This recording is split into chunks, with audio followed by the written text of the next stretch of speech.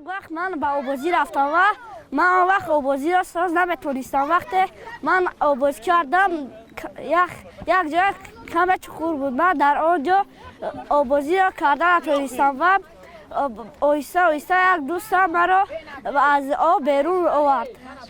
بعد از همان وقت من آبازی را آیسته آیسته یاد گرفتم.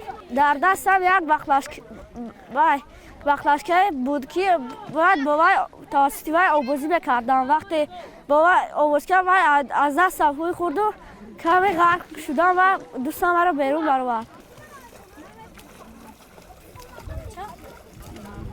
آزوی به نظرت همین بچه‌ای که غرق میشوند چی را رعایت نمیکنند که غرق میشوند؟ برای چی؟ کارهایی که برای در آبازی هست که آن را باید تیار کنی. مثلا از چی را یاد گرفتگی که میتونی آزاد آبازی کنی بی خطر؟